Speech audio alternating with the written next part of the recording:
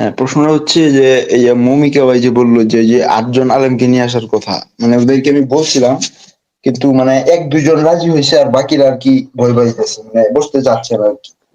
আর 1-2 জন রাজি হয়েছে, এখন কি 1-2 জনকে নিয়ে শুরু করে মাশাল্লাহ, দিব? মাশাল্লাহ, তাহলে তো শুরু করে দেন। এখন কি আসছে তারা? না না, এখন না, এখন না। ভাই এরপরে তো আর আইবো না পরের। বাকির নাম ফাঁকি ভাই, এইভাবে বাকি দিয়ে আমার মানে ইয়া করেন, আমার সাথে মজা নেন, এটা তো ঠিক না। আচ্ছা ভাই, আমি এখন আমি হইলে আপনার ভালোই। প্রশ্ন করি যে আপনারা মনে মনে করেন যে যেই ভুলগুলা ধরেন ইসলামে, হ্যাঁ, ধরেন বাংলাদেশের সব আলেম যদি একত্রিত হয়ে যে আপনাকে সবগুলা সমাধান দিয়ে দিল, তখন কি আপনি মুসলমান হয়ে যাবেন? ধরেন সবাই একসাথে হয়ে আপনাকে বুঝাইয়া দিল। সবগুলো সমাধান মানে বলতে কি বুঝাইতেছেন? মনে করেন আপনারা আমি মানে সমাধান মানে দিলাম। আমি বলি, ধরেন আপনি একটা হাদিস মানে প্রমাণ দিলেন আমাকে যে নবীজি ধর্ষক ছিল, নাউজুবিল্লাহ। এখন সব আলেমরা মিলে আপনাকে বুঝাই দিল না এই হাদিসের ব্যাখ্যা এইভাবে বা ওইভাবে, মানে বাই এনি চান্স প্রমাণ আরে করলো যে এটা হাদিসের আপনি ব্যাখ্যা তো ভুল। যদি হাদিস মনে করেন এক জায়গায় লেখা আছে কলিমুদ্দিন সখিনা, সখিনা রাস্তা দিয়ে হাইটে যাচ্ছিল, কলিমুদ্দিন তারে রাস্তায় জাপটায় ধরলো, জাপটায় ধরে টানতে টানতে বাসার ভিতরে নিয়ে আইলো, নিয়ে আইয়ে আইসা তারপরে তাকে ইয়া করলো, রেপ করলো। এখন আক্কাসউদ্দিন যে কলিমুদ্দিনের ভাই, আক্কাসউদ্দিন আইসা এটার ব্যাখ্যা দিল যে আসলে সখিনারে একটা চিকিৎসা দিতেছিল ভাই, একটা চিকিৎসা দিতেছিল, ওর অনেক অসুখ হয়েছিল, এই জন্য জোর করে ধইরাই না তারে একটা ইনজেকশন দিয়ে দিছে। এটা যদি ব্যাখ্যা দেয়, এই ব্যাখ্যাটা যে তুই যে ব্যাখ্যাটা দিলি এটা কই থেকে দিলি? এক নম্বর কথা হইলো তুই যে এটা পাইলি কইতে পাইলি যে ওইটার অসুখ হয়েছিল এই কারণে দিছে, এটা তো তোর দেখাইতে হবে যে তোর ওই সখিনার অসুখ হয়েছিল। তারপরে আর যদি অসুখও হয়ে থাকে তাহলে যে তুই ওই রোগী তো নিজে মতামত দেয় নাই যে আমার ধৈর্য নিয়ে ইনজেকশন দিয়ে দাও, এটা তো দেয় নাই। এই টাইপের ভংচুং ব্যাখ্যা যদি কেউ দেওয়ার চেষ্টা করে, এই ধরনের ব্যাখ্যা তো যে কেউই দিতে পারে।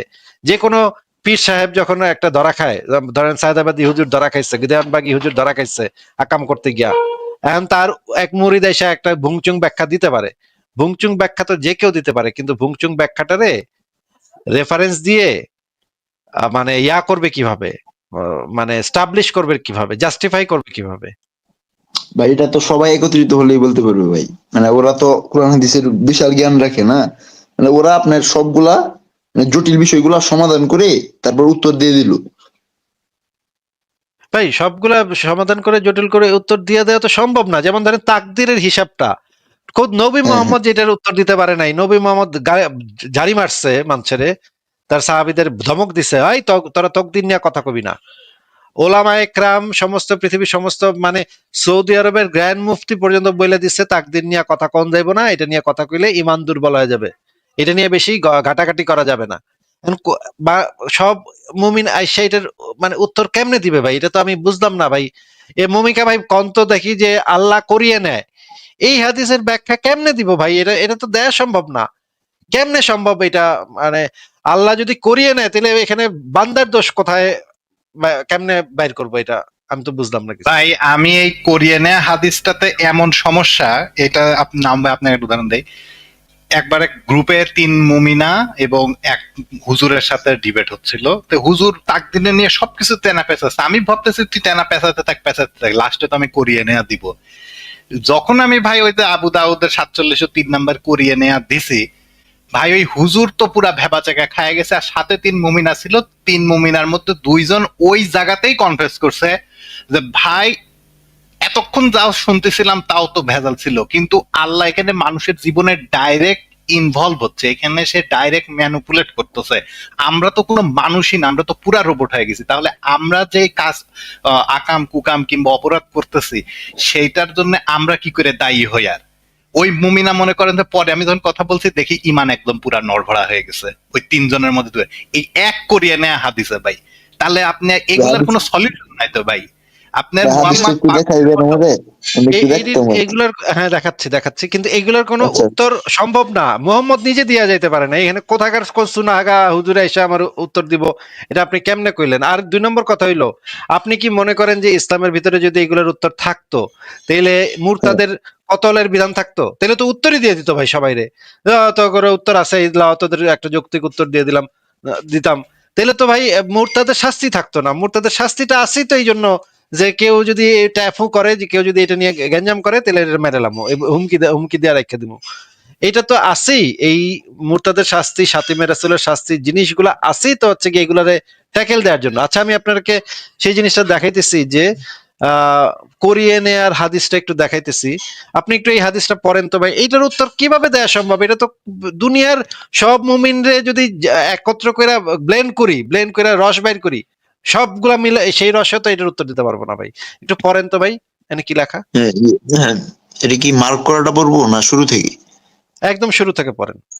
হ্যাঁ, মুসলিম ইবনু ইয়াসার আল জুনহি রাদিয়াল্লাহু আনহু সূত্রে বর্ণিত, একদা উমার ইবনুল খাত্তাবকে আয়াত সম্পর্কে প্রশ্ন করা হলো, যখন তোমার রব আদম সন্তানের পিঠ থেকে তার সমস্ত সন্তানদেরকে বের করলো। বর্ণনাকারী বলেন, আল নবী আয়াত পড়ছিলেন।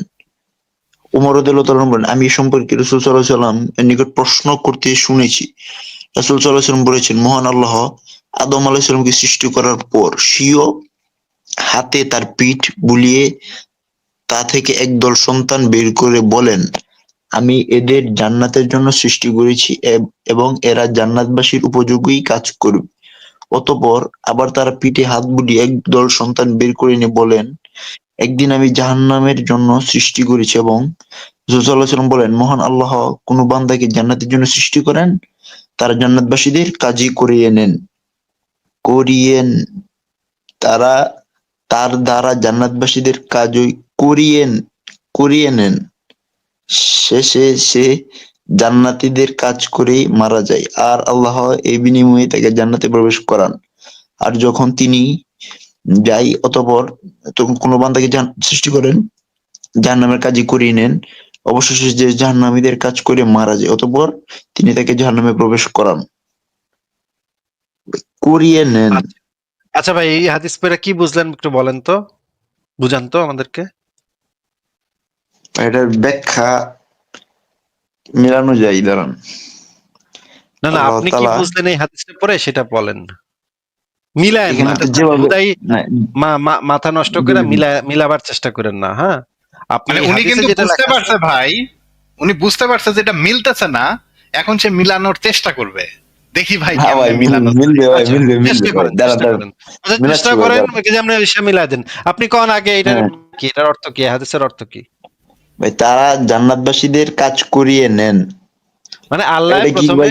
যখন আদমরে বানাইছে তখন তার পিঠে হাত হাত দিয়া বুলাইছে, একদল সন্তান বাইর করে কইছে এগুলা জান্নাতে যাবে, আবার আরেক দল বাইর করে বলছে এগুলা জাহান্নামী।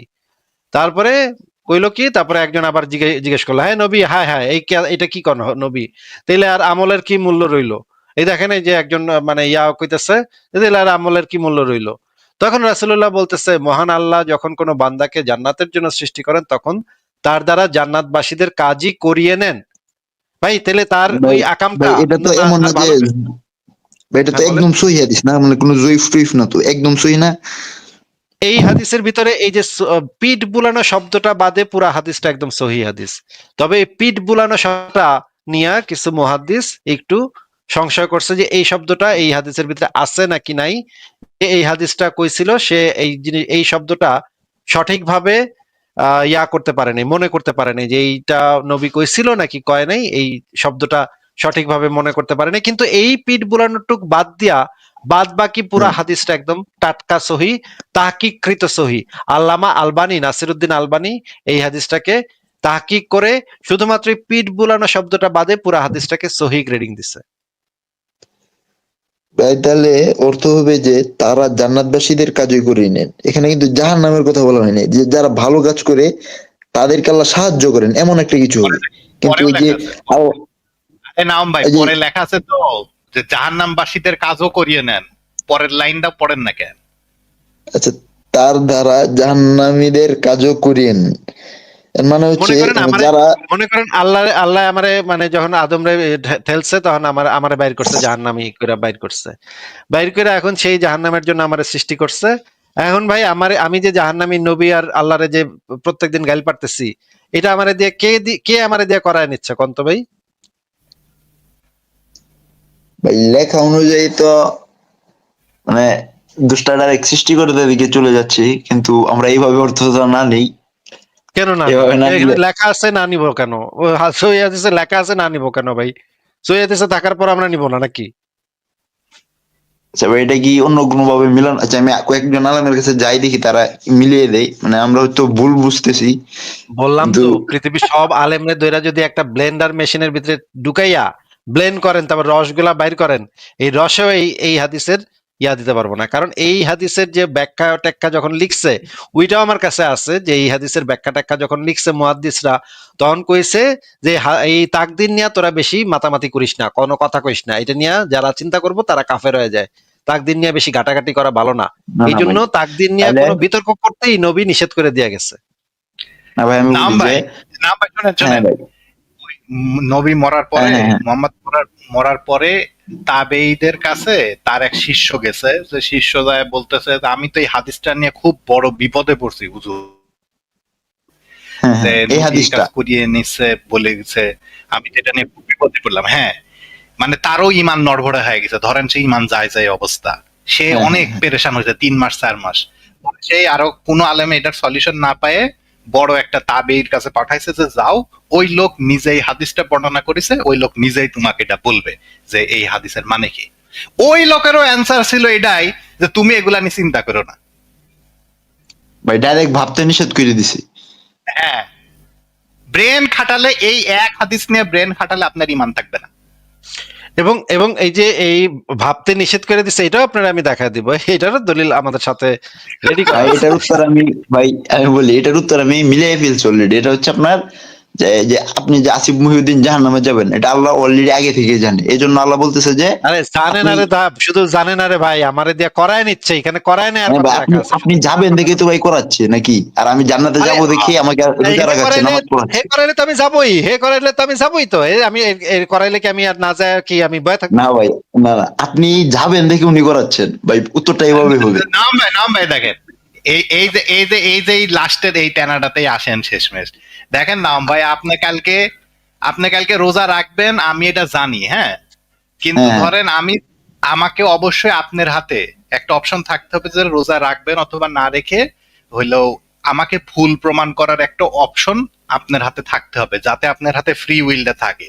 কিন্তু আমি যেহেতু জানি আপনি কালকে রোজা রাখবেনই, আমি এখন নাম ভাইরে রাত 10টা থেকে শিকল দিয়ে বাইরে একটা ঘরের মধ্যে আটকা থইলাম, যাতে এই হালারপুত নাম যাতে কিছুতেই ভাত পানি কিছু না খাইতে পারে। তাহলে তো হ্যাঁ, ভাই এই যে আপনি ভাত পানি খাইলেন কি না খাইলেন, রোজা করলেন কি না করলেন, এটা তো আর আপনার কোনো আর ক্রেডিটই থাকছে না, পুরা ক্রেডিট না তো ভাই আমার এটা, পারে যায়। না না ভাই, এটা আপনি উদাহরণ দিলে তো হবে না, সৃষ্টিকর্তার ক্ষেত্রে বিষয়টা ভিন্ন। মানে আপনার সৃষ্টিকর্তা জ্ঞান একই। পাল্টাতে পারে, যে আপনি, আমি বলি আপনি, আপনি শিকল দিয়ে বানবেন, নাম ভাই আপনি বেশি আমাকে নাও পেশাল পাইতে হতে হবে পারেন। না, এই দেখেন হ্যাঁ ভাই, বলেন বলেন, মানে আপনি যে আমাকে আচ্ছা বাঁধবেন, ঠিক আপনি আছে ভাই, আমাকে নাও ভাই পাইতে একটু পারেন। দেখেন, ভাই একটু দেখেন, এই হ্যাঁ গ্রন্থটার নাম হচ্ছে শারহুল আকিদা আত-তাহাবিয়া। এটা হচ্ছে সারা হ্যাঁ হ্যাঁ পৃথিবীর সবচেয়ে আকিদা গ্রন্থ, এটা হচ্ছে একটা আকিদা গ্রন্থ, ইসলামের মূল আকিদা, মৌলিক বিশ্বাস। সেই এই গ্রন্থের ভিতরে লেখা আছে, ইমাম ইবনে আবিল ইজ আল হানাফি এই গ্রন্থটার লেখক, মাকতাবাতুস সুন্নাহ প্রকাশনী থেকে বের হওয়া, 423-424 নম্বর পৃষ্ঠাতে লেখা আছে। দেখেন একটু পড়েন তো ভাই, এখানে কি লেখা? তাকদীর সম্পর্কে আসল কথা হলো, এটি সৃষ্টিকুলের ব্যাপার আল্লাহর একটি গোপন বিষয়, যার নৈকট্যপ্রাপ্ত কোন ফেরেশতা কিংবা প্রেরিত কোন নবী অবহিত নন। নবীও অবহিত নন, মানে মানে এই ফেরেশতা এবং বিষয়টি নবীও নবীও জানেন, এই জিনিস বুঝে না। হ্যাঁ, বুঝে এটা না, না ভাই, এমন উনি এক, নবী জানে না ভাই, বুঝে না তো না তো, নবী জানে না। না জানলে বুঝবো কেমনে? আশ্চর্য। যেমন ভাই, গায়েবের খবর তো আল্লাহ কাউকে বলেন না, এটা গায়েবের মতো আমি হবে। আমি তো সেটাই বলতেছি, জানেও না বুঝেও না। এমনকি ফেরেশতা এবং প্রেরিত নবীও এই জিনিস জানেও না বুঝেও না। ঠিক আছে, হ্যাঁ এই বিষয়ে অবহিত নন, মানে এই বিষয়ে সম্পর্কে, তাকদীর বিষয়ে নবী পর্যন্ত, ফেরেশতা পর্যন্ত জানেও না বুঝেও না। তাহলে কোন চুনা কারণ হাঙ্গা আল্লাহ পাক মুমিনের জানান নাই এই জন্য। হ্যাঁ সেটা যেই কারণেই হোক, এইটা তো ব্যাখ্যা দিছে, এই হাদিসের ব্যাখ্যা দিছে যে এটা নবী রাসূলরাও জানে না। তাহলে কোন চুনা হাঁকা কেমনে কইবো এটা? আচ্ছা ঠিক আছে, এরপরে পড়েন এখানে কি লেখা। হ্যাঁ, এ সম্পর্কে গভীর চিন্তা ভাবনা করা অথবা অনুরূপ আলোচনায় প্রবৃত্ত হওয়া ব্যর্থ হওয়ার কারণ বাঞ্ছনার সিঁড়ি এবং সীমালঙ্ঘনের স্তর, ও অতএব সাবধান। আস্তে আস্তে আস্তে আস্তে কি কইলেন, কি কইলেন? এ সম্পর্কে গভীর চিন্তা ভাবনা করা কি ভাই? সীমালঙ্ঘনের স্তর। হ্যাঁ, মানে কি মানে বঞ্চনাশীল হচ্ছে ভাই, ব্যর্থ হওয়ার আমি কারণ বলি, মানে মানে হচ্ছে কি? যে আল্লাহ পাক যে গায়েবের খবরটা জানেন, এটা নিয়ে তো আমার ভাবার দরকার নাই। আল্লাহ আরে পাক ভাই যেটা জানেন জানেন। এইখানে আরে ভাই ওইখানে কি লেখা আছে যে এই তাকদির নিয়ে গভীর চিন্তা ভাবনা করাটা করতে কি এখানে উৎসাহিত করা হচ্ছে নাকি না নিরুৎসাহিত না করা না, হচ্ছে? সীমা লঙ্ঘন বলা হচ্ছে। মানে এই আর বিষয়ে আপনারা গভীর চিন্তা এটা তো ভাবনা ঠিকই করতে আছে না ভাই, এটা তো করছে ঠিকই বলা হচ্ছে। হ্যাঁ হ্যাঁ, না নিষেধ করছে। কি তো অবশ্যই এটা নিয়ে চিন্তা করতে গেলে তো ইসলামের লুঙ্গিটাই খুলে যাবে। তাই তো আপনি চিন্তা করলে তো নাস্তিক হয়ে যাবেন, কাফের হয়ে যাবেন, ব্যর্থ হইবেন ইসলামের না দৃষ্টিতে, ভাই, আপনি আপনি তো ভুল ব্যর্থ ব্যাখ্যা হইবেন। করতেছেন ভাই, আপনি তাহলে ভাই এখানে উল্টা পাল্টা বলতেছেন। এটা নিয়ে গভীর চিন্তা ভাবনা করতে তাহলে নিষেধ করবে কেন? যদি আমি উল্টা পাল্টাই করি, এই যে এই ভাই আমি ইসলামের বলি, দৃষ্টিতে ব্যর্থ হওয়া মানে কি? আপনি না তো না না নাস্তিক না হয়ে যাবেন নাকি? ভাই, না না, আল্লাহ পাক বলছে কি, আমাকে নিয়ে স্টাডি করো না, তোমরা আমার সৃষ্টি নিয়ে স্টাডি করো। আপনি আরে তো ভাই এখানে এখানে তো ডাইরেক্ট আল্লাহকে নিয়ে কথা হচ্ছে না, তাকদীর নিয়ে কথা হচ্ছে। তাকদীর হ্যাঁ হ্যাঁ, সম্পর্কে গভীর চিন্তা আপনি ভাবনা আপনি এটা করা, শুনেন নাই যে তাকদীরের ভালো মন্দ সব আল্লাহর হাতে? এটা সেটা নিয়ে আমার তো তো ভাবার বিষয় না। সেটা এখন তো আমি আল্লাহকে নিয়ে কথা বলতেছি না, এই যে তাকদীর নিয়ে কথা বলতেছি সেটাতে থাকেন। হ্যাঁ হ্যাঁ, বলেন এই যে বলেন। তাকদীর সম্পর্কে গভীর চিন্তা ভাবনা করা নিষিদ্ধ করছে নাকি এখানে? হ্যাঁ হ্যাঁ ভাই, তাকদীর মানে তো হচ্ছে যে আমার ফিউচারে কি ঘটবে, ওটা আমার তাকদীর, ওটা সেটা নিয়ে তো আমার সেটা চিন্তা যেটাই ভাবনা হোক, নিষিদ্ধ। সেটা যেটাই হোক, অবশ্যই কেন চিন্তা ভাবনা আপনি করবেন না? যেকোনো মানুষই কালকে কি করবে এটা ভাববে, বা তার ভবিষ্যতে কি হবে এটা সেটা তো ভাববে। আমরা ভাববো, আপনাকে কিন্তু আমি যেটা জিজ্ঞেস করছি, ইসলামের দৃষ্টিতে তাকদীর হ্যাঁ নিয়ে হ্যাঁ, গভীর চিন্তা ভাবনা করাটা কি হালাল নাকি হারাম? উম হাদিস অনুযায়ী তো হারাম, সীমা লঙ্ঘন যেহেতু তাইলে বলা হচ্ছে। তাইলে নিশ্চয়ই এটার ভিতরে কোনো একটা কিছু আছে যেটা নিয়ে চিন্তা ভাবনা করতে গেলে ঈমান দুর্বল হয়ে যাবে নাকি? না না ভাই, এমন তো কিছু নাই, এটা আল্লাহর আরে জ্ঞান এখানে তো সম্পর্ক, এটা মানে বল আল্লাহ। লেখা, এটা এখানে লেখা রে বেটা। মমিকা ভাই ও দেখছেন ভাই, এই রকমের মুমিনের অবস্থা কি দেখছেন? এখানে এটা লেখা কোথায় রে ভাই বেটা কোথায়? যে গভীর চিন্তা ভাবনা করা, অনুরূপ আলোচনায় প্রবৃত্ত হওয়া ব্যর্থ হওয়ার কারণ বঞ্চনা, সিঁড়ি এবং সীমালঙ্ঘনের স্তর। এই সীমালঙ্ঘনের স্তর মানে কি? নাম ভাই, এটা তো, আপনাকে আমি যদি হ্যাঁ এভাবে ভাই, বুঝাই, দেখেন নাম ভাই শোনেন, হ্যাঁ আপনি হ্যাঁ হ্যাঁ যদি কালকে থেকে গভীর চিন্তা ভাবনা করা শুরু করেন যে পূর্ব হ্যাঁ দিক থেকে সূর্য উঠে কিনা, আপনি ধরেন 3 দিন হ্যাঁ, ভাবলেন, এলাকার সবাই মিলে ভাবলেন, আপনার এই ভাবনা চিন্তা করে কি কোনোভাবে প্রমাণ করতে পারবেন ওই সূর্য পূর্ব দিক থেকে উঠবেই কালকে? এটা কি ভুল প্রমাণ করতে পারবেন আপনি? না না না, এটা যদি তাহলে উঠেই তাহলে যেটা তো ভুল প্রমাণ সলিড করতে ভাই, হবে। দেখেন, যেটা সলিড, যেই জিনিসের মধ্যে কোনো খুঁত নাই, যেই জিনিসের মধ্যে কোনো সমস্যা নাই, সেই জিনিস নিয়ে আপনি যতই ভাবেন না কেন কোনো সমস্যা নাই। বৈজ্ঞানিক পেপার গুলো ওভাবে পিয়ার রিভিউ করা হয়। আমি যদি একটা বৈজ্ঞানিক কোনো দাবি করি, সেটা অন্যান্য বিজ্ঞানীদের কাছে ক্রিটিক করার জন্য ওপেন করে দে, ভাই তুই এটার মধ্যে খুঁত বের কর পারলে। ঠিক এইভাবে হ্যাঁ মুহাম্মাদের উচিত ছিল যদি তাকদিরে কোনো সমস্যায় না থাকে সবার কাছে ওপেন করতে, কিন্তু মুহাম্মদ সিলমোহর মেরে দিছে, বলতে যে না, এই যে খামটা বন্ধ করে দিলাম, এই খাম আর কেউ খুলতে পারবে না, কারণ এটা নিয়ে তোমরা চিন্তা ভাবনা করতে গেলে তোমরা সবাই ইমান হারা হয়ে যাবে। এটা এটা বিশাল তাকদির প্রবলেমেটিক মানে তো জিনিস। ভবিষ্যৎ, তাহলে তাকদির মানে তো মানে আরে সবার ব্যক্তিগত যেটাই হোক না ভবিষ্যৎ, কেন, এটা নিয়ে তো। যেটাই হোক না হ্যাঁ কেন, হ্যাঁ, সেটা তো আপনি কি ম্যাটার বলতে করছে না। চাচ্ছেন ম্যাটার কি করছে মানে? কি দেখেন, যে মুহাম্মাদও এই জিনিসটা নিয়ে চিন্তা ভাবনা করতে নিষেধ করে গেছে, কারণ চিন্তা ভাবনা করলে আপনার ইমান থাকবে না। এটা তো আপনি বুঝতে আচ্ছা, পারতেছেন যে মুহাম্মদ কেন তাকদির নিষেধ বলতে করছে, আপনি কি নিষেধ করার রিজনটা তাকদির বুঝেন। বলতে আপনি, তাকদির বলতে আপনি কি বুঝতে পারছেন, মানে এটা একটু ক্লিয়ার করেন, মানে তাকদির তাকদির বলতে কি এখানে বল। যা লেখা আছে, তাকদির বলতে এখানে যে হাদিসের মধ্যে লেখা আছে যে আল্লাহ আমাকে সবকিছু করায় নিচ্ছে, আমি রোবটের মতো, আমার কোনো ফ্রি উইল নাই, আমি কোনো ভালো করতে পারি না, আমি কোনো খারাপও করতে পারি না, যা কিছু আল্লাহ আমাদের দিয়ে করায় নাই। যেরকম ঠিক একটা রোবট যেরকম মানুষ তাকে বানায়, প্রোগ্রাম করে, রোবট যেরকম নিজের থেকে কোনো কিছু করতে পারে না, তারপরে কিন্তু মানুষ তো একটু স্মার্ট আছে। মানুষ যখন নিজেকে রোবটের মতো ভাববে আর তারপরে আমাকে জাহান্নামে দিলে, তো আমি তো আল্লাহরে গাল পারবো যে আল্লাহ তুমি আমাকে দিয়ে এসব করায় নিচ্ছাও, করায় নেওয়ার পরে তুমি আমারে জাহান্নামে দিয়ে পুড়াচ্ছ, যে আমাকে চিকেন ফ্রাই করতেছো তেলের মধ্যে ডুবায়া, তখন তো আপনাকে তো এটা সুযোগ তো দেওয়া আল্লাহ। হয়েছে ভাই, আপনাকে তো সুযোগ দেওয়া হয়েছে। এটাই তো সুযোগ দেওয়া হয়নি, আল্লাহ যে করিয়ে নিচ্ছে। আল্লাহ যখন করায় নিচ্ছে, ভাই দেখেন আপনি ছোট করিয়ে বাচ্চা যদি নিচ্ছে থাকে, মানে এটার অর্থ থামেন থামেন রোবট হবে থামেন, না এই ভাই, দেখেন, করিয়ে নিচ্ছে মানে না রোবট না, না। আরে নাম ভাই, আপনি দেখেন ভুল দেখেন, বুঝতেছেন। আপনার, আপনি যখন ছোট ছিলেন, আপনার হ্যাঁ টিচাররা আপনাকে হাতে ধরে লেখা লেখায় শিখাই দিত না, যে হাত ধরে ধরে হ্যাঁ হ্যাঁ লেখাইতো না?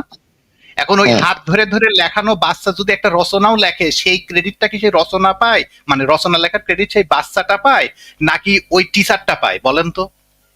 আচ্ছা, ইয়া ভাই, মমিকা ভাই, আমি একটা উদাহরণ দেই। মনে করেন আহ, নাওম ভাই, আপনাকে আল্লাহ পাক জান্নাতের জন্য সৃষ্টি করছে, ঠিক আছে? হ্যাঁ হ্যাঁ ধরেন, হ্যাঁ হ্যাঁ, এটা আপনি জানেন না এখনো।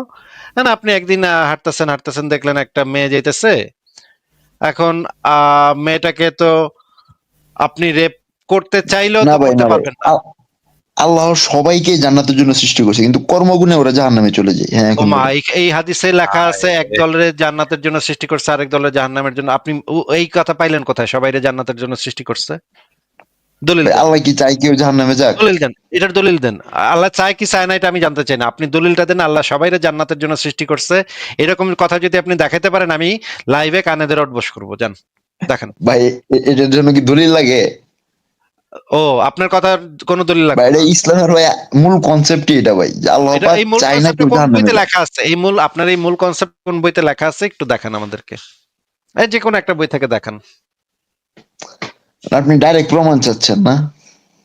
বরঞ্চ এর উল্টা কথাই আয়াতের লেখা আছে।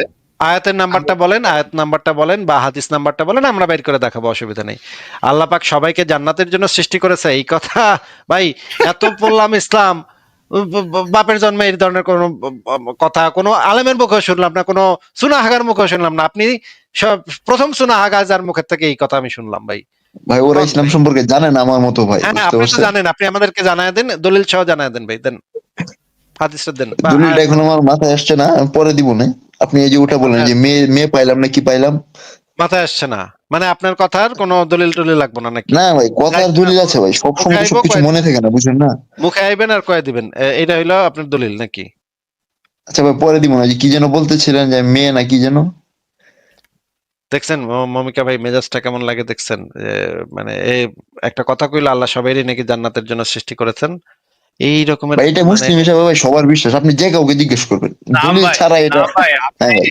শুনেন, আমরা তো মুসলিম হিসেবে অনেক কিছুই শিখেছি, ম্যাক্সিমাম জিনিসেরই দলিল নাই। বুড়ির কাটা দেয়া, বুড়ি থেকে শুরু করে ওই যে মান বাদ্দালা দিনই ফাকতুলু, হ্যাঁ, সরি, মান মান সাব্বা নবীন ফাকতুলু, এই কোনো কিছু দলিল নাই, সবকিছু ভুয়া। এখন কথা হচ্ছে যে ভালো খারাপ এগুলো তো ভাই বহুত মানুষের কিছু বানোয়াট। আছে। হ্যাঁ, মানুষের হ্যাঁ, বানোয়াট। এই যে আপনিও যে কথা বললেন, এটাও বানোয়াট। মানুষের এটা বুড়ির বুড়ির কাহিনী, অন্যগুলা বলি না, আমি শুধু বুড়ির ক্ষেত্রে বলছি। এটা কোনো সহি রাওয়ায়াত না, আব্দুর রাজ্জাক বলছে ভাই, যে এটা এটাও তো মানুষের সবাই বানোয়াট। জানে ভাই, এটাও তো তাহলে সবাই জানে। তাহলে আপনার কথাটার সহি দলিলটা একটু দিয়ে দেন তো ভাই। কোনটা কোনটা? আপনার এই যে সবাইরে জান্নাতের জন্য আল্লাহ সৃষ্টি করছে, এইটার সহি দলিলটা একটু দিয়ে দেন আমাদেরকে, মুখের উপর আচ্ছা ভাই, ছুড়ে মারেন। এখন যদি বলেন যে আল্লাহ আছে, এটা সহি দলিল কি? এটা এটা আচ্ছা এগুলো ঠিক কি আছে, আপনি ধরনের? বলেন কোন গ্রন্থে এটা পাওয়া যাবে সেটা বলেন, শুধু গ্রন্থের নাম বলেন।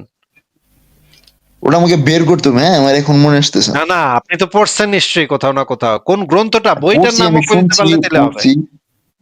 বইটার নাম কইতে পারলে হবে। আপনি যেই বইয়ের নাম কইবেন সেই বইয়ের সব হাদিস মোটামুটি আমার পড়া আছে, আমি আপনার বাইর করে দেখাবো, তো অসুবিধা নেই।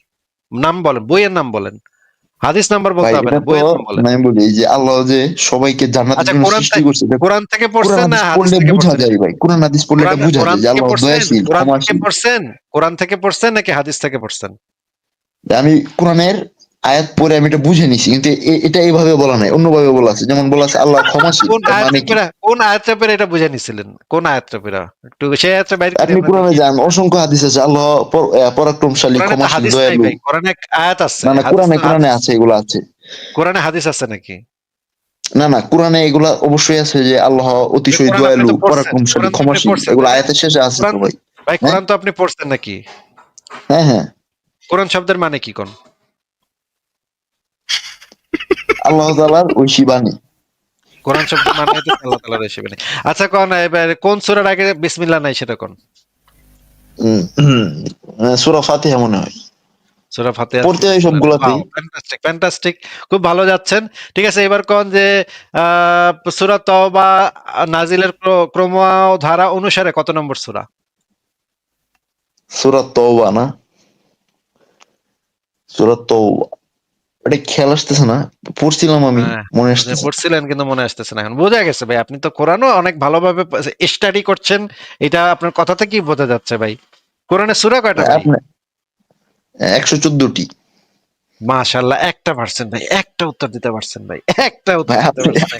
আপনিও জানেন ভাই ইসলাম সত্য, কিন্তু আপনি এই যে এখন এখন মানে এখন আপনি কোন, কোরআনের দুইটা সূরা আছে, যে দুইটা সূরা এক সূরা নাকি দুই সূরা এই বিষয়ে এখন পর্যন্ত মানুষ শিওর না, সেই সূরা দুইটা কি কি সূরা? মানে প্রশ্নটা বুঝলাম না, মানে একটা সূরা, এটা দুইটা না একটা, এটা নিয়ে কি সন্দেহ, মানে এরকম কিছু বলতে যাচ্ছেন? হ্যাঁ, কোরআনের দুইটা সূরা আছে, কিন্তু এই দুইটা সূরা আসলে একটা সূরা নাকি আলাদা সূরা এইটা নিয়ে কেউ এখন পর্যন্ত নিশ্চিত না। কারণ নবী কিছু এরকম বলে কিছু যায়? নাই ভাই, এরকম কিছু নাই আসলে। এরকম কিছু নাই নাকি? না এরকম ভাই, আছে, এটা আমি তো কেমনে সম্ভব? বলতেছি, আমি তো আপনাকে দলিল দেখাই বলবো। হ্যাঁ, আপনাকে জিজ্ঞেস করছি, প্রশ্ন করছি যে এইরকম যেই সূরা দুইটা আছে সেই সূরা দুইটার নাম বলেন, যে এই দুইটা সূরা আসলে এক সূরা নাকি আলাদা আলাদা দুইটা সূরা, এই বিষয়ে না ভাই, কেউই নিশ্চিত এরকম না। কিছু নাই, আমার জানা নাই, ভাই মানে আমি কিছু শুনছি নাই এরকম নাকি আছে সম্ভব না। সেটা আমি পরে দেখাবো, আপনি এই দুইটা সূরার নাম বলতে পারেন কিনা সেটা বলেন।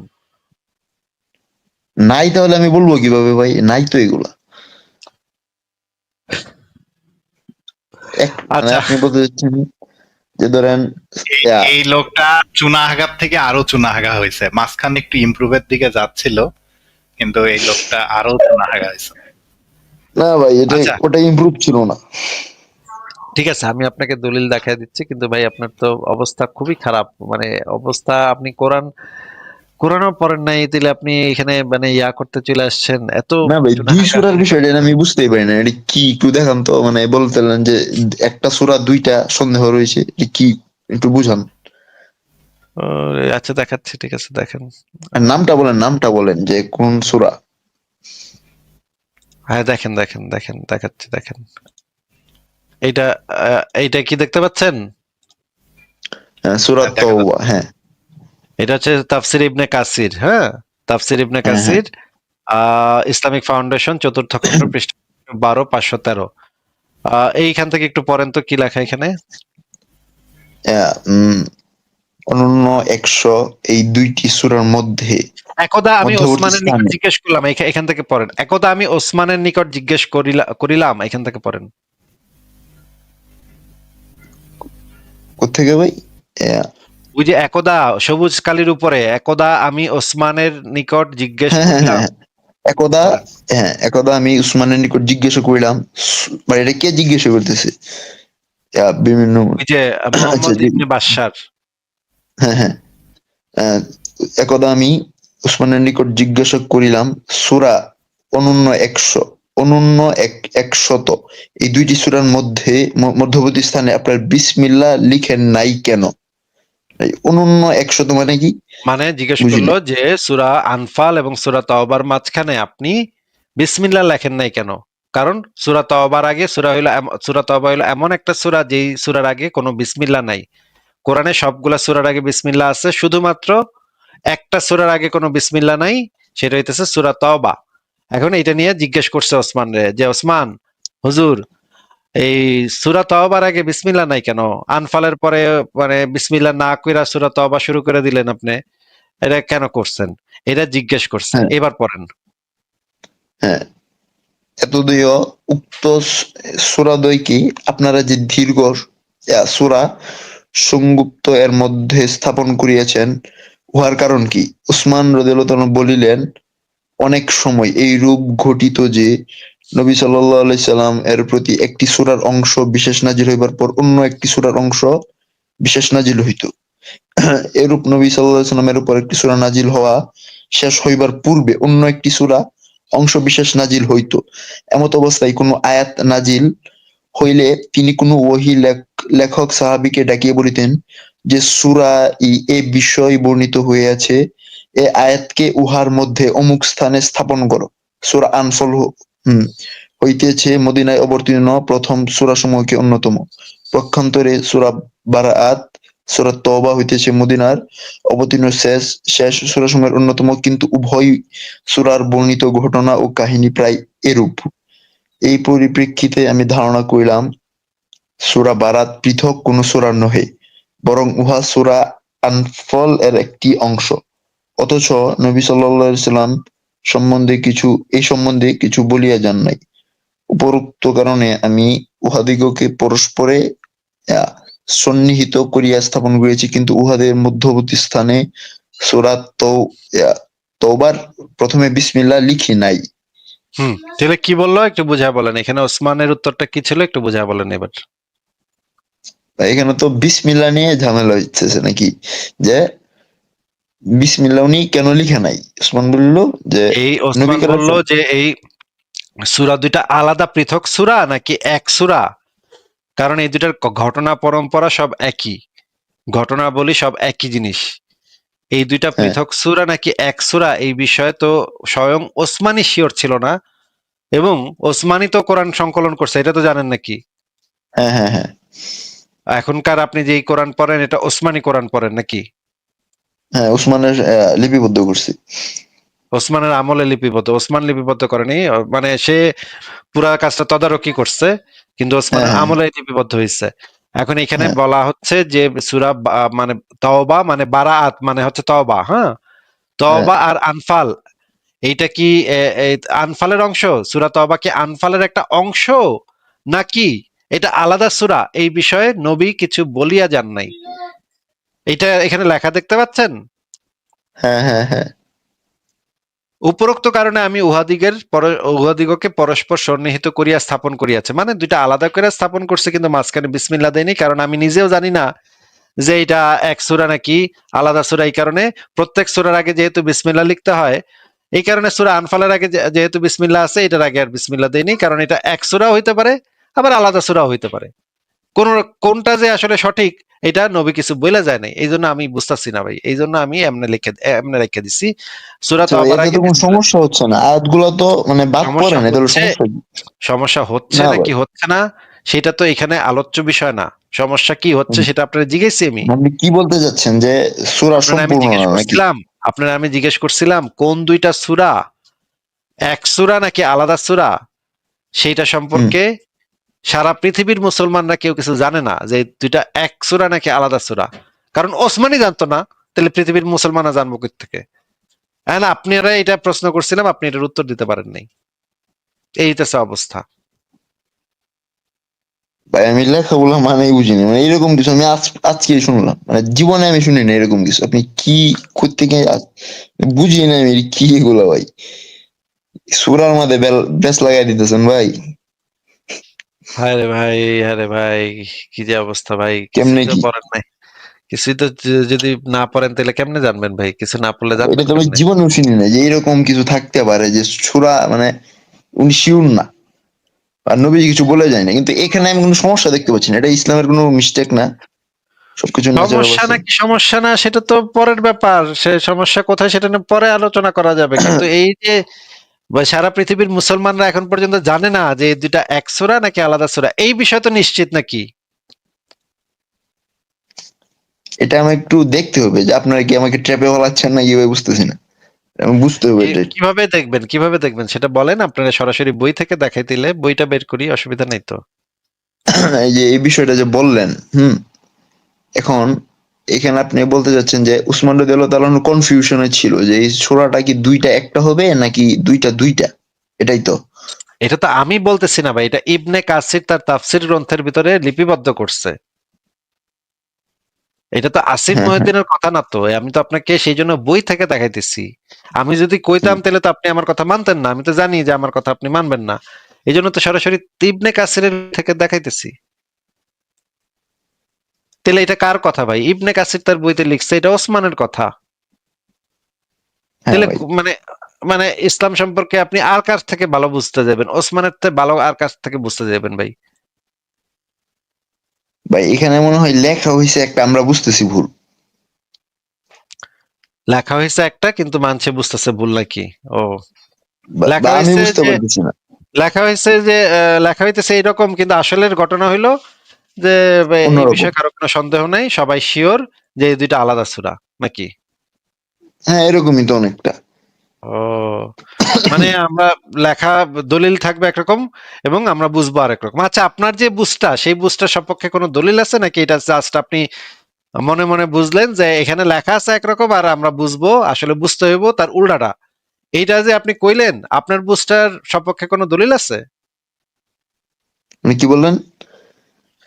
আপনি যে এই মানে বর্ণনাটা পড়ার পরে কইলেন এখানে লেখা আছে একরকম আর আমাদের বুঝতে হইব ভিন্ন রকম, উল্টাটা বুঝতে হইব, তাহলে আপনার যে উল্টাটা বুঝতে হইব সেই উল্টাটার সপক্ষে কোনো দলিল আছে? না ভাই, এটা বলি না, আমি বলতেছি যে আমি বুঝতেছি না, কিন্তু এখানে মানে আচ্ছা, আপনি। যখন আমরা লেখা দেখবো যে কোরআন মানে ধরেন ইসলামের একটা কথা লা ইলাহা ইল্লাল্লাহ, এটা লেখা থাকলে আমরা বুঝবো তার উল্টাটা, যে না আল্লাহ না না ছাড়াও না আরো দেবদেবী আছে, এটা আমরা বুঝবো নাকি?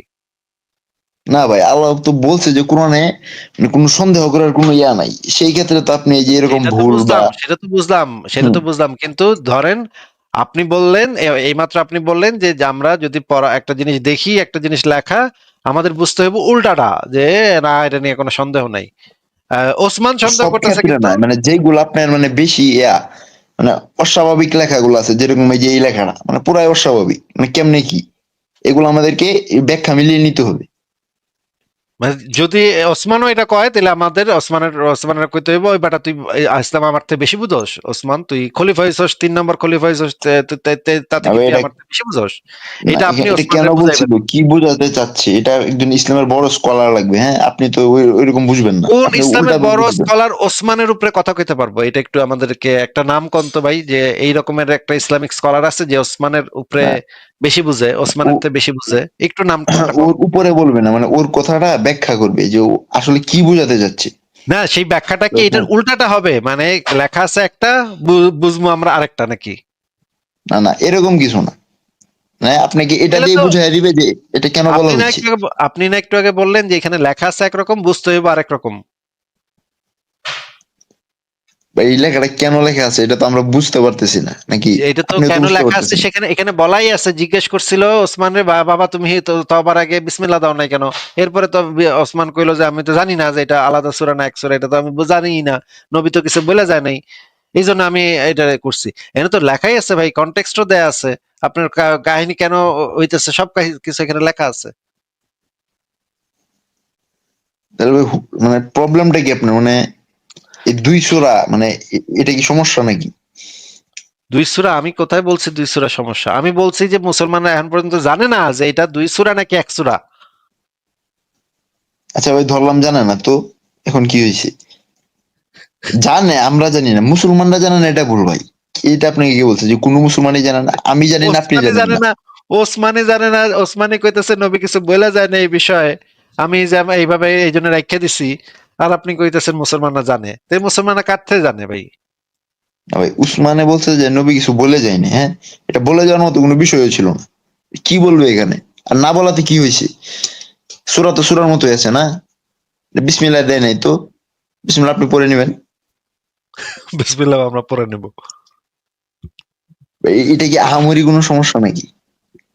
এই ক্ষুদ্র ক্ষুদ্র বিষয়গুলো আবার এমন ভাবে পেঁচান মানে ভাই।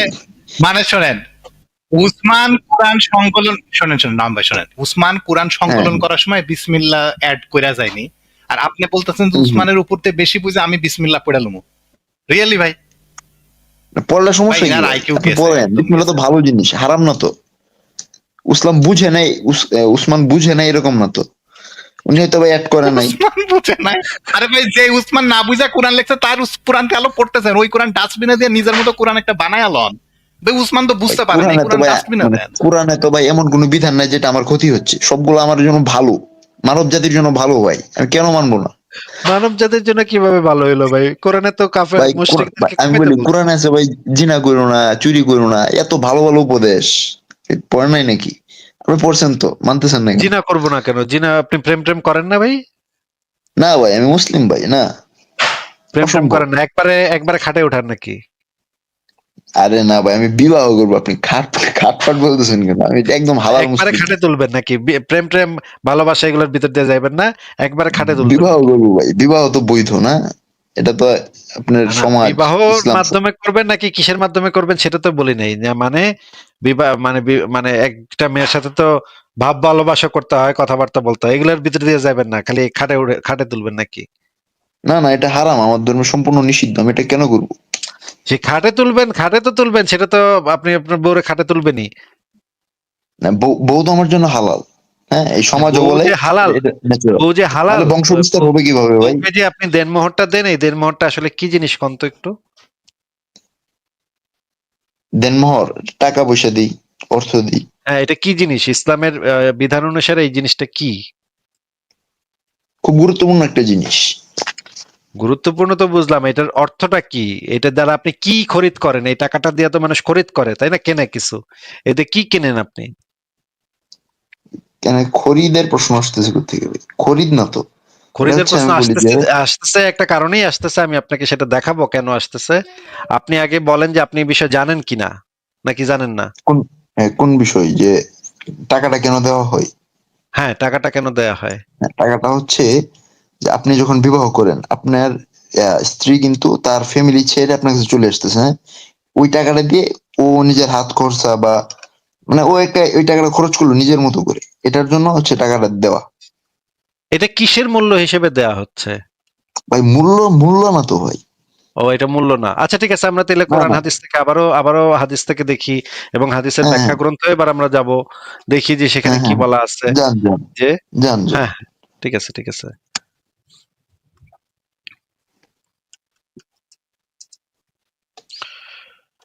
ঠিক আছে, আমরা তাহলে সেটা বের করে দেখি যে এখানে এই বিষয়ে কি বলা আছে, সেটা আমরা একটু দেখে নেই যে হ্যাঁ, হ্যাঁ, এই দেনমোহর জিনিসটা, এই জিনিসটা আসলে কি, ইসলামের বিধান অনুসারে এই দেনমোহর জিনিসটা কি, সেটা আমরা একটু কোরআন হাদিস এবং হাদিসের যে ব্যাখ্যা গ্রন্থ সবকিছু থেকে আমরা দেখবো, না অসুবিধা নেই।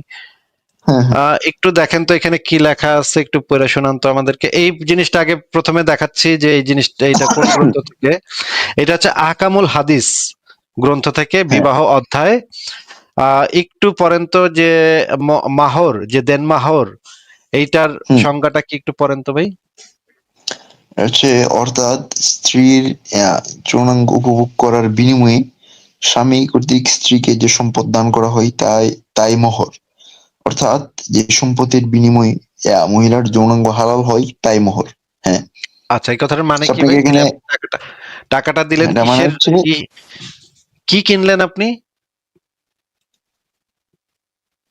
অর্থাৎ যৌনাঙ্গ উপভোগ করার বিনিময়ে স্বামী স্ত্রীকে যে সম্পদ দান করা হয় মানে এটা হচ্ছে আপনার স্ত্রীকে যে আপনি হালাল করছেন, হ্যাঁ, এটার প্রমাণ স্বরূপ আপনি আর টাকাটা স্ত্রী দিচ্ছেন। হালাল না, স্ত্রীর কোন জিনিসটা হালাল করছেন আপনি? মানে কি জিনিসটা কিনছেন ভাই আপনি? ওর কি ভোগ ভাই ওর করা, ফুল বডি কি আপনার ভোগ জন্য করার হালাল ভাই। মাধ্যমে, আপনি শুধু বিশেষ কি ভোগ অঙ্গতে করা? যাচ্ছেন কেন? সব হালাল। ভাই এখানে তো লেখা আছে ফুল বডি দেখেই তো আপনার জন্য যাচ্ছি, হালাল। এখানে তো লেখা আছে ওটা দেখেই ওটা বলতেছি। ভাই যেটা লেখা আছে ভাই ওটা তো এটা হালালই। যেটা সংজ্ঞা, তাছাড়া যে ফুল বডিও তো হালাল। সংজ্ঞাতে যে জিনিসটা লেখা আছে সেটাই তো আমি বলতেছি, আমি তো বানায় কিছু বলতেছি না। যে এটা তো জিনিসটা এখানে হালালই ভাই, লেখা এটা তো আছে, হালালই।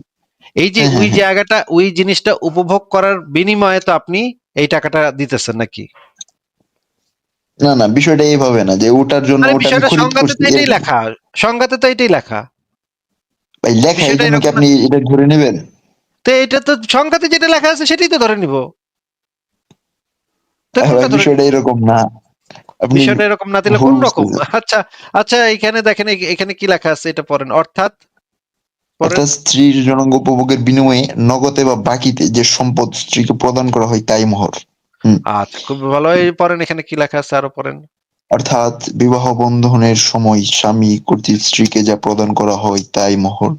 মোট কথা হলো বৈবাহিক সম্পর্কের সময় স্বামী স্ত্রীর বিশেষ অঙ্গ থেকে স্বাদ উপভোগ করার বিনিময়ে স্ত্রীকে যে অর্থ প্রদান করা হয় তাকেই মোহর বলে। হুম। আচ্ছা, এই লাইনটা একটু পড়েন তো। হ্যাঁ, তাদের নিকট বিবাহ হচ্ছে ক্রয় বিক্রয়ের ন্যায়। এটা আচ্ছা, কাদের বিবাহ, বলা হচ্ছে? এই যে এখানে সুফ যারা বিয়ে, মোহরের। এই যে ইমাম শাফি, আহমদ, সুফিয়ান সাউরি, ইসহাক প্রমুখের মতে। ইমাম শাফি, ইমাম আহমদ এরা হচ্ছে সবচেয়ে বড় চার মাযহাবের দুই হ্যাঁ দুই ভাই, ও ইমাম ও ও এরা। ও মাঝহবের বড় ইয়া দেখে তার এই মতামত নিতে হবে, এটা তুমি কথা নাই, হ্যাঁ। হ্যাঁ, অবশ্যই, অবশ্যই আপনার কথা কি নিতে হবে তাহলে? মাযহাবের ইমামদেরকে না নিয়ে আপনার মতো সুনা আগার কাছ থেকে মতামত নিতে হবে নাকি? আরে ভাই বাহ, চুনাগা ব্যাপারটা চুনাগা যে তো সুন্দর। বলতেছেন আমি বলি আপনি আপনার ডিরেক্ট অবশ্যই সাহাবি আপনি নবীর কাছে যান ভাই। আমরা চার মাযহাবের ইমামদের মতামত নিব না, সুনাহাগা মাদ্রাসা ছাপ নওম সাহেবের কাছ থেকে মানে ইসলাম শিখবো। ভাই অবশ্যই শিখবো আমারটা ভাই। যদি এই আমারটা এই যদি জায়গাটা একটু নবী পড়ে এবং দেখান। নবী এবং এই সাহাবি থেকে এই প্রমাণিত এই হয় আপনি নিতে বাধ্য। এই যে এই জায়গাটাতে কি লেখা একটু পড়ে শোনান ভাই। হ্যাঁ, যে স্বামী স্ত্রীর যৌনাঙ্গ উপভোগ করার বিনিময়ে তাকে প্রদান নগদ বা অর্থ সম্পাদনকে মোহর বলি। হুম। আচ্ছা, ঠিক আছে, খুব ভালো পড়ছেন। এবার আমরা আহ সরাসরি এখান থেকেও পড়ি। এখানে এটা একটু পড়েন তো, এখানে কি বলা আছে। এই রাসূলে মহিলাকে করিম, রাসূলে করিম বলেছিলেন, তোমার যতটুকু কুরআনী ইলম আছে তার বিনিময়ে আমি, এখান থেকে পড়েন। কোথায় আমি এই মহিলাকে তোমার মালিকানা শুরু থেকে এই যে যে এখান মহিলা থেকে বলেন নিজেকে রাসূল করিম বলেছিলেন, রাসূল করিম করিম হ্যাঁ, বলেছিলেন এখান থেকে। রাসূল করিম সাল্লাল্লাহু আলাইহি সাল্লামের কথায় এসেছে যে মহিলা নিজেকে রাসূলের জন্য উৎসর্গ করে দিয়েছিলেন। সেই মহিলাকে অতঃপর এক পুরুষের নিকট বিয়ে দেওয়ার পর্যায়ে রাসূল করিম সাল্লাল্লাহু আলাইহি ওয়াসাল্লাম বলেছিলেন, "তোমার যতটুকু কোরআনী ইলম আছে তার বিনিময়ে আমি এই মহিলাকে তোমার মালিকানায় দিয়ে দিলাম।" এ কথা প্রমাণ করে যে স্বামী স্ত্রী যৌন অঙ্গের মালিক পর্যায়ের। আচ্ছা, হ্যাঁ আচ্ছা ভাই, হইছে, ঠিক আছে। আপনার এই আমি কথা আমি এই আমি কথাটার বলি মানে কি ভাই? এই কথাটার মানে কি একটু মানে আমি বুঝায় বলি বলেন তো? মানে আমি নিজের বলি নিজের যে নিজের কোনো ব্যাখ্যা বিশ্লেষণ ঢুকায়েন না। এখানে যেটা লেখা না, আছে না, শুধু নিজের না, সেটা বলুন। নিজের না, আমি বলি যে স্বামী স্ত্রীর যৌনাঙ্গের মালিক পর্যায়ে এর মানে আপনার যে ওয়াইফ আছে, হ্যাঁ? মানে মালিকটা বুঝাচ্ছি। আপনার ওয়াইফের মানে আমি যৌনাঙ্গের মালিক। আমি ওইটা টাকা দিয়ে কিনছি, আমি যখন ইচ্ছা এটা করবো নাকি? আমি শেষ করি ভাই যে আপনার যে ওয়াইফ আছে, হ্যাঁ? এই মালিক ওর পর্যায়ে বলতে যৌন তো এটাই বোঝায়। মালিক মানে ভাই তার বলি এই আপনি আমারটা অঙ্গটা কি শুনেন যে তার তার নিজস্ব মালিকানা নাকি আমার মালিকানায় হবে তাইলে? আপনি যদি বিয়ে যেমন করেন ভাই, আমি এই ইসলামিক না, না, কায়দায় বিয়ে করব না আপনার কখনো। হ্যাঁ? আপনার ওয়াইফের যৌনাঙ্গের মালিকানা তো আমি না। আমি ইউজ করতে পারবো না। আপনি ব্যবহার না, না, করবেন। না, আমার এটা যার বলা হচ্ছে যৌনাঙ্গ যে আপনি তার মালিক। মালিকানা। যার যৌনাঙ্গ তার আমাদের বিধান অনুসারে যার যৌনাঙ্গ তার মালিকানা। সে কখন করব না করব সেটা সে ডিসাইড করব। কিন্তু আপনি যদি আপনার স্ত্রীর যৌন অঙ্গের মালিক হন, তাহলে তো এটা আপনি ডিসাইড হুম। করবেন যে কখন আপনি ওইটারে ভোগ করবেন বা কি করবেন না করবেন, এটা তো আপনি মালিক নাকি? হ্যাঁ, হ্যাঁ, এটা তো আমিই মালিক। সরাসরি মোহাম্মদের কথাতে চলে যাই। দেখেন তো এখানে কি বলা হয়েছে, মোহাম্মদ কি বলছে?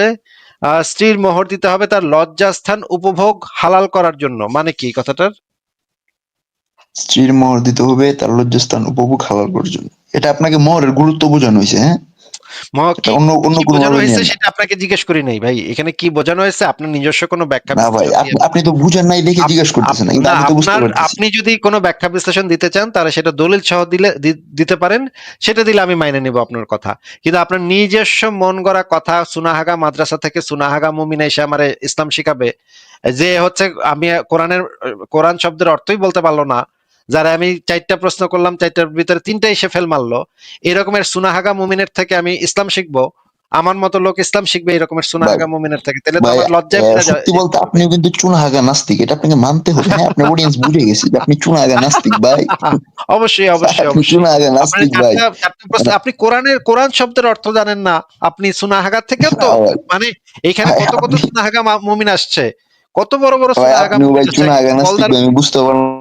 আচ্ছা, বলদার বাচ্চা বলদা সুনাহাগা মুমিন আসছে। কিন্তু আপনার এই যে কোরআন শব্দের মানে জানে না, এরকমের সুনাহাগা খুবই রেয়ার কেস। এরকম কোরআন শব্দের মানেই ভাই বলতে আমিও পারে না, আপনার মতো চুনাহাগা এরকমের নাস্তিক দেখি সুনাহাগা নাই, মানে এত এরকমের সুনাহাগা একদম রেয়ার কেস। আপনি একেবারে রেয়ার কেস সুনাহাগা। হ্যাঁ, সুনাহাগার থেকেও ভাই যে আপনিও ক্যাটাগরি চুনাহাগা আছে, সেই চুনাহাগা ক্যাটাগরির ভিতরে একেবারে নিচের দিকে পড়েন আপনি।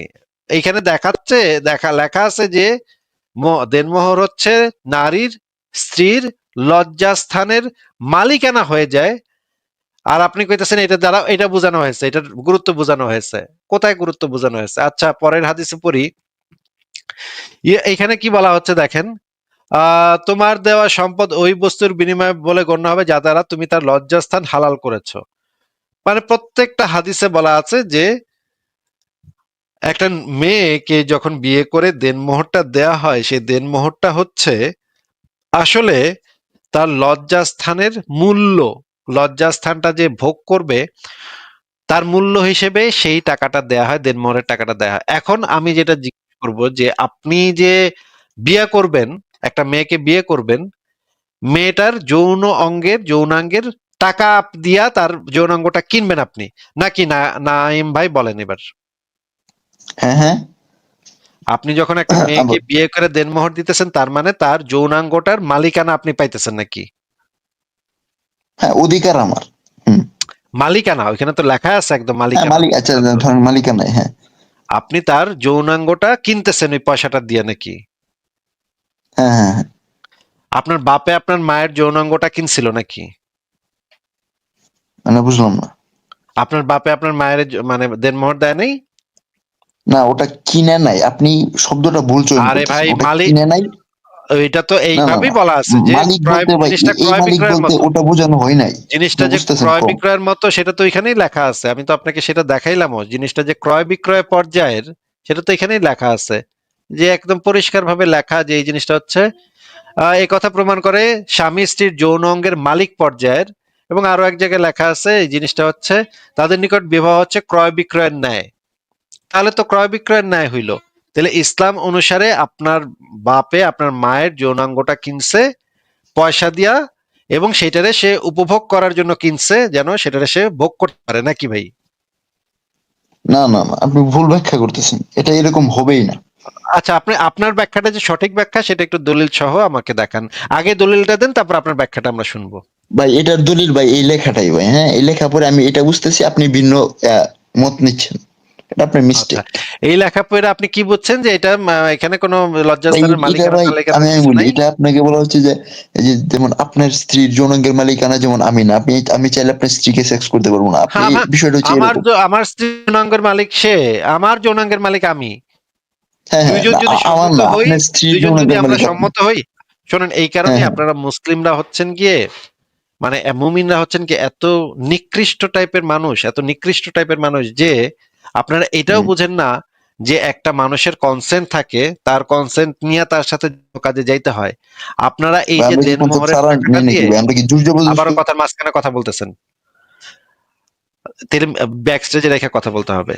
যে আপনারা এই জিনিসটা বুঝেন না যে একটা যৌন কাজের সময় দুইজনের কনসেন্টে ঘটনাটা ঘটতে হবে। আপনারা এই দেনমোহরটা দিয়ে একটা মেয়েকে কিনেন, একটা মেয়ের মালিকানা কিনেন, মালিকানা কিনা তারপর আপনারা মনে করেন যখন ইচ্ছা, এখন আমরা যখন ইচ্ছা তখন মাইয়ার উপরে চৈরা বসতে পারমু, পরে বিয়া করছি এখন আমি। এই কারণেই ইসলামে বৈবাহিক ধর্ষণ হচ্ছে হালাল। আমরা এখন একটা ওয়াজ শুনি, আপনারা শোনেন এখানে কি বলে। মেরিটাল র্যাপ বলতে কি ইসলামে কিছু আছে মেরিটাল র্যাপ, এখানে দেখা যায় অনেকেই মেরিটাল র্যাপ ইসলামে আছে বলে থাকে, এবং তারা দারুল ইফতায় ফতোয়া দেয় যেখানে বলা হয়েছে মেরিটাল র্যাপের সম্বন্ধে। আর যেখানে এটা পোপ এটার বিচার জন্য কোর্টে যেতে বলা হয়েছে, এখানে আমি সংশয় আছি মেরিটাল র্যাপ নিয়ে। প্লিজ মেরিটাল র্যাপ ইসলামে কি বলে বিস্তারিত জানাবেন। আমাদের আল কোরআন দর্শন, আমি জাস্ট এখন প্রশ্ন উত্তরে চলে গেছি। মেরিটাল র্যাপ যেটা, এটা বলা হয় অর্থাৎ বৈবাহিক দর্শন, এটার নাম হচ্ছে বৈবাহিক দর্শন। এই শব্দটা আসছে এই কুখ্যাত জাতিসংঘের যে সিডো যে ঘোষণা, তাদের যে নারী অধিকার, নারী নীতি, এইসব জায়গা থেকে আসছে। বাংলাদেশ মহিলা পরিষদ, এখানে নানা রকমের এনজিও আছে। তারা বিগত তত্ত্বাবধায়ক সরকার আমলে এবং বিএনপির আমলে, বিশেষ করে আওয়ামী লীগ আমলেও তারা বহু চেষ্টা করেছে নারী নীতি পাশ করার জন্য। সেখানে এই সমস্ত শব্দগুলো তারা আবিষ্কার, এগুলো আমাদের তো এখানকার মুসলমানদের তো প্রগতিশীলদের নিজস্ব কোনো প্রোডাক্ট নেই তাদের, তারা সবসময় বাইরে থেকে আমদানি করে শব্দ পরিভাষাগুলো। এটা কি মেরিট হলে, মেরিট হলে আবার সেটা র্যাপ কিসের হয়, আবার বিয়ের মধ্যে আবার র্যাপ কিসের? তো অর্থাৎ তারা বলতে চাই স্বামীর অধিকার নাই যে বিবিকে স্ত্রীর জন্য, স্ত্রীকে বা বিবিকে সহবাসের জন্য তাকে বাধ্য করা। ইসলামের কোনো পরিভাষা নেই, ইসলামের কোনো পরিভাষা নাই। এটা সম্পূর্ণ একটা পাশ্চাত্যদের একটা ভুয়া পরিভাষা। এটা দিয়ে তারা স্বামী অবদ্ধ করার জন্য মেয়েদেরকে এই শব্দগুলো তারা ইয়ে করেছে। ইসলামে যেটা আছে সেটা হলো স্ত্রীকে বলা হয়েছে স্বামী যখন তার সাথে মিলিত হতে চাইবে, স্ত্রী সেটা ইয়ে করবে, স্ত্রী স্বামীকে সে সুযোগ দিবে। শব্দগুলো সম্পূর্ণ ভয়ঙ্কর শব্দ, এগুলো পরিভাষাগুলো খারাপ শব্দ, এগুলো এই নারীবাদীদের শব্দ, ফেমিনিস্টদের শব্দ, পাশ্চাত্যদের আমদানি করা শব্দ।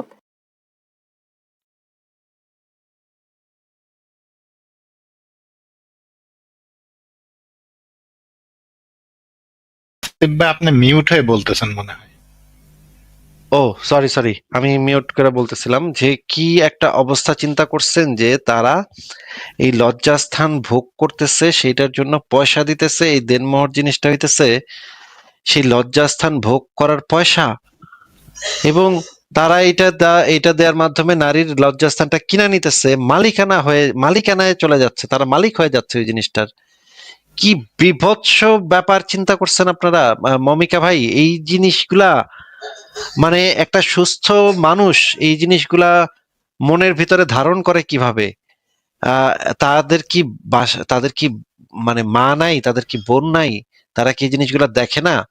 যে এখন মনে করেন তার বোনকে একটা ছেলের সাথে বিয়ে দিল, এবং সেই বেটা, তার বোন মানে হয়তো বয়স কম, 12-14 বছর বয়স, এই বোনটাকে একটা বুইড়া খাটাসের সাথে বিয়ে দিল, এবং বুইড়া খাটাস তার উপরে চইরা বসলো।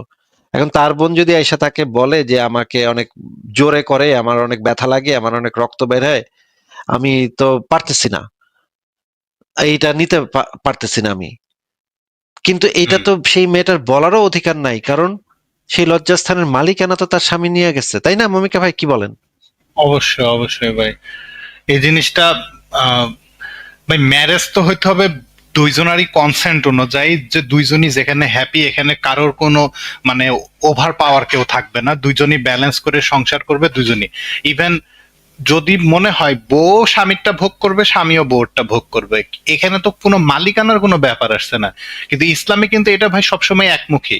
আপনি নারীদেরকে খতনা করে তাদেরকে আগে সেই যে যৌন সুখের যেই চাহিদাটা আছে সেটা সম্পূর্ণ ধ্বংস করে দিবেন, আর নিজেরটা কাইটটা কুইটটা বাইর কইরা সেটা আপনি আবার হইলো মানে নিজেরটা অপটিমাল করবেন, নিজের প্লেজারটা ম্যাক্সিমাইজ করবেন এবং নারীদেরকে সম্পূর্ণরূপে বঞ্চিত করবেন। আর এই মুমিনেরা এইগুলাকে ডিফেন্স করতে আসে আসিফ ভাই। এবং মানে সরাসরি বলতেছে যে এখানে লেখা আছে একরকম, কিন্তু আমাদের বুঝতে হবে আরেক রকম। হুম। কি ভাই, অদ্ভুত মুমিনেরা, অদ্ভুত ভাই, অদ্ভুত মুমিনেরা। আমি লাইভটা শেষ করে দিব, আর বেশিক্ষণ থাকবো না। ইয়া ভাই বলেন। আসিফ হ্যাঁ, ভাই, ওই জবরদস্তি জেনা করিলে তার ফয়সালা মুয়াত্তা মালিকের হাদিস। হ্যাঁ, এটা আছে হ্যাঁ, সংশয়.com-এ। না আছে, এটা তো আছে, কিন্তু এই যে এখানে আমি যে জিনিসটা দেখা যাচ্ছে এখানে বলতেছে দাসীর সাথে যদি কেউ জিনা করে তাহলে তার মূল্য কম হয়ে যায়, তাহলে তাহা আদায় করিতে হইবে। মানে সেক্স হচ্ছে এমন মমিকা ভাই একটা ওয়েট, জিনিস- মমিকা ভাই ওয়েট, এটা দিয়া মুমিনরা প্রথম দিকে আসছিল ভাই, দাসীর সাথেও করণ যাইব না ভাই। এই যে দেখেন মুয়াত্তা মালিকের হাদিসে বলা আছে যাতে দাসীর সাথে জিনা করলে এটা টাকা দেওয়ান লাগবো, ব্যভিচারের শাস্তিও দেওয়ান লাগবো। পরে পরে আমরা যখন এই হাদিসটা পড়লাম তখন বুঝলাম যে এইটা হইতেছে অন্যের দাসী, হ্যাঁ, নিজের দাসী হুম, না, এটা হচ্ছে হ্যাঁ, অন্যের দাসী। এই জন্য এই জিনিসটা ভালো করে বলে দিতে হবে যে অন্যের দাসীর সাথে জিনা করে যদি মূল্য কমায় দেয় তাহলে সেই মূল্যটা হ্যাঁ। আদায় করতে হবে। হ্যাঁ, বলেন এবার। এখন মানে এই মুমিনদের কাছে এই যে আহ, দেনমোহরের কনসেপ্টটাও আইছে এটার কারণে যে আসলে একটা ইনটেক জিনিস আর হলো সেক্স করলে সেটার যে মূল্য কমে যায়, সেটার যে আরেকজনের কাছে চাহিদা থাকে না, সেইটার ক্ষতিপূরণই দিতেছে। ঠিক এখানে যেভাবে দাসীর সাথেও যদি কেউ করে, জোর করে অন্য দাসীর সাথে যদি কেউ ধর্ষণ করে, তাহলে তাদের যে মূল্য কমায় দিচ্ছে। ভাই আলটিমেটলি ভাই সেক্স, মাহর, মূল্য, দাসী, বউ, এগুলো ইসলামে সব একই ভাই। এদের মধ্যে কোনো ডিফারেন্সই নাই। আর এরা ভাই স্টিল এরা এখনো কিভাবে যে এগুলা ডিফেন্স করতে আসে ভাই আমার মাথার মধ্যে ঢোকে না। আসিফ ভাই আবারও মিউট হয়ে আছেন মনে হচ্ছে। সরি, আবারও মিউট করে বলতেছিলাম, এই জিনিসগুলা কিন্তু খুবই খোলামেলা ভাবেই ফিকা গ্রন্থগুলোতে বলা আছে যে কিভাবে বাজারে গিয়ে আপনারা মানে মুমিনরা দাসী টাসী কিনবে। দেখেন আহ মানে এগুলা কি বিভৎস ব্যাপার স্যাপার, আপনারা মানে পড়লে একদম একেবারে চক্ষু লজ্জা পর্যন্ত নাই। একেবারে মানে আইন গ্রন্থের ভিতরে লেখা রাখছে যে কেমনে দাসী টাসী টিপা টুপা দাসী কিনবি তুই। দেখেন এই জিনিসটা আমি দেখাচ্ছি আল হিদায়া গ্রন্থ থেকে, না এই জিনিসটা দেখাচ্ছি আল মিসবাহুল নুরি শরহে মুক্তাসারুল কুদুরি, প্রথম খণ্ড, ইসলামিয়া কুতুবখানা, পৃষ্ঠা 230। দেখেন, এই যে দেখেন এখানে যে জিনিসটা বলা আছে, কোন দাসী ক্রয় করার পরে তার মুখে বা বগলে দুর্গন্ধ অনুভূত হয় অথবা সে ব্যভিচারিণী বা জারজ বলে প্রমাণিত হয় তবে তাকে ফেরত দেওয়া যাবে, কারণ অনেক সময় দাসী যৌন সম্ভোগের উদ্দেশ্য ক্রয় করা হয়। আর শারীরিক ও চারিত্রিক এইসব দোষ ত্রুটি ও দুর্বলতা তখন মিলনের পথে অন্তরায় হয়ে দাঁড়ায়। সুতরাং দাসীর ক্ষেত্রে এগুলোর দোষ। দ্রব্যের মধ্যকার ত্রুটি যদি এমন হয় যে যা থেকে দ্রব্য সাধারণত মুক্ত হতে পারে না, যেমন 1 মণ সরিষার মধ্যে পোয়া 1.5 পোয়া ধান বা কালাই থাকা দূষণীয় নয়। মানে অল্প কিছু ত্রুটি থাকলে অসুবিধা নাই, কিন্তু যদি এই যে বগলে মুখে দুর্গন্ধ থাকে তাহলে কিন্তু ফেরত দেওয়া যাবে, ফেরত দিয়ে দিতে হবে, ফেরত দিয়ে আবার আরেকটা দাসী নিতে পারবে ওই বাজার থেকে, যেই বাজার থেকে কিনছে। তা মুসলমানরা বাজারে যে দেখেন আবার মানে পরীক্ষা করে, ওই যে গুপ্তাঙ্গটা পরীক্ষা করে তারপর আবার মানে মুমিনরা দাসী কিনতে পারবে। দেখেন লেখা এই যে আশরাফুল হিদায়া গ্রন্থে যে জিনিসটা বলা আছে, 9ম খণ্ডে পৃষ্ঠা 596-তে যেটা বলা আছে, দেখেন অনুরূপভাবে কোনো ব্যক্তি যদি কোনো দাসীকে কুমারী হিসেবে ক্রয় করে অতঃপর দেখে যে উক্ত দাসীর কুমারিত্ব নষ্ট হয়ে গেছে কিন্তু বিক্রেতা কুমারিত্ব নষ্ট হওয়ার বিষয়টি অস্বীকার করে, তাহলে এরূপ অবস্থায় বিষয়টি যাচাই করার জন্য এক পর্যায়ে দাসীর লজ্জাস্থান পরীক্ষার উদ্দেশ্যে দেখা বৈধ। মানে আপনি বাজারের মধ্যে আপনি চিন্তা করছেন মমিকা ভাই, মানে একটা মেয়েরে বাজারে উঠাইছে বিক্রি করবে, তখন খদ্দের আইসা ওই জায়গাটা উঠায় দেখতেছে, আঙ্গুল টুঙ্গুল ঢুকায় দেখতেছে যে এটা ঠিকঠাক আছে নাকি, যাচাই করতেছে যে এটা ভার্জিন কিনা। আপনি কল্পনা করতে পারেন মমিকা ভাই, এগুলা কি কথাবার্তা, কল্পনা করা যায় এগুলা? না ভাই, কিন্তু এখানে আরেকটা জিনিস, ওই যে আপনি আরেকটা হাদিস দেখতেন নাকি, যে একটা বইয়ের মধ্যে থেকে, যে খলিফা উমর আলীর মেয়েরও স্কার্ট তুলে দেখছিল। ভাই হ্যাঁ ওখানে হ্যাঁ, কি দেখছিল? ওইখানে দেখে, ওইখানে যে জিনিসটা আছে সেটা ঠিক আছে, দেখি এটা। আহ, এই যে দেখেন, ওমর যে যৌন নির্যাতন করছিল, ওই যে আলী এবং এই মেয়েটা আসলে আলীর সরাসরি মানে আপন মেয়ে না, এটা হচ্ছে আসলে আবু বকরের মেয়ে, হ্যাঁ। কিন্তু আলীর ওই আবু বকরের ওই বউটারে আলী আবার বিয়া করছিল, বিয়া করে এই মেয়েটারে নিজের মেয়ে হিসেবে নিছিল। এখানে যে জিনিসটা দেখেন, এখানে যে জিনিসটা লেখা, এইটা আপনারা পাবেন আহ হায়াতুল সাহাবা মোহাম্মদ ইউসুফ সাহেব কান্ধলভি, দারুল কিতাব, তৃতীয় খণ্ড, পৃষ্ঠা 506, 205, 206। হযরত আলী এর নিজ মেয়ে উম্মে কুলসুমকে বিবাহ দেন। এখানে নিজ মেয়ে লেখা আছে, কিন্তু এই মেয়েটাকে সে অ্যাডপ্ট করছিল, কারণ এর মাকে সে বিয়ে করছিল। এটা আমার যতদূর মনে পড়ে, এটা হযরত আবু বকরের মেয়ে, আসলে ইয়া ভাবে হযরত আবু বকরের মেয়ে এটা। হযরত ওমর হযরত আলী এর নিকট তার মেয়ের জন্য প্রস্তাব দিলেন। তিনি বললেন, সে তো ছোট। কেউ হযরত ওমরকে বলিল যে হযরত আলী বিবাহ না দেওয়ার উদ্দেশ্যে এই কথা বলিয়াছেন। সুতরাং তিনি পুনরায় তাহার সহিত কথা বলিলে হযরত আলী বলিলেন, আমি তাহাকে আপনার নিকট পাঠাইয়া দিব, যদি সে রাজি হয় তবে আপনার স্ত্রী হইবে। তিনি মেয়েকে নিয়ে তাহার নিকট পাঠাইলেন। হযরত ওমর তাহাকে যাচাই করার উদ্দেশ্যে তাহার পায়ের কাপড় উত্তোলন করিলেন। মেয়ে বলিল, ছাড়ুন, আপনি যদি আমিরুল মুমিনিন না হইতেন তবে আপনার চক্ষু উপড়াইয়া ফেলিতাম। এটা কানজ গ্রন্থে এই জিনিসটা বলা আছে। মানে কল্পনা করতে পারেন যে মানে কি একটা, এবং হযরত আলীও কিন্তু আবার কম যায় না, আলীও যে একটা বাচ্চা মেয়েরে রেপ করছিল, এটাও কিন্তু সহিহ হাদিসের ভিতরে আছে ভাই। কি বিভৎস সব ব্যাপার স্যাপার ভাই। ভাই এটা ইসলাম ভাই, এটাই এতদিন মাইনা আইছি ভাই। থ্যাংক ইউ আপনাদের মতো যারা আছে, মানে যারা এই ফাইট করতেছে। এখন আমরা অবশ্য করতেছি হালকা পাতলা। তো দেখা যাক, আমরা এই এটা যদি আপনার আহ, মোটামুটি 20 দাঁত ভাঙা যায়, তাহলেও ভাই অনেক কিছু।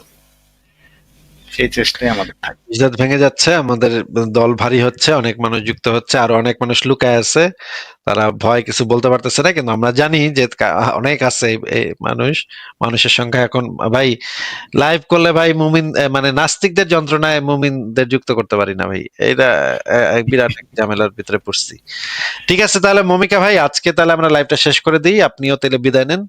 হ্যাঁ ভাই, ঠিক আছে ভাই, খুবই ভালো লাইভ ছিল। অলরেডি এখনো প্রায় 1300 জন দেখতেছে। এখন আবার রমজান মাস তো, মানুষজন নাস্তিকেরাও জায়গায় জায়গায় আমাদের লাইভ দেখে, বুঝছেন? ওরাও মানে বাড়িতে মানে এই সেহেরি না করে হয়তো বা ঘুমাতেও দেয় না, কয় সেহেরি করে ঘুমাইবি। নাস্তিকেরাও রোজা রাখতেছে, সেহেরি খাচ্ছে, এই আর কি। তো ঠিক আছে ঠিক তাহলে ভাই, আছে, ভালো থাকবেন। গেলাম তাহলে, অনেক ভালো থাকবেন। ধন্যবাদ মমিকা ভাই, এবং যারা ছিলেন তাদের সবাইকে ধন্যবাদ, কিন্তু আজকে আর আমি কন্টিনিউ করতে পারছি না। পরের পরের লাইভে আবারও যাদেরকে আজকে যুক্ত করা গেল না, এখনো ব্যাকস্টেজ ভর্তি আছে, কিন্তু আপনাদেরকে যুক্ত করা গেল না। নেক্সট লাইভে আপনারা প্লিজ একটু আগে আগে আসবেন, তাহলে আপনাদেরকে যুক্ত করা সম্ভব হবে। আজকের মতো লাইভটা শেষ করে দিচ্ছি, সবাই ভালো থাকবেন, শুভরাত্রি।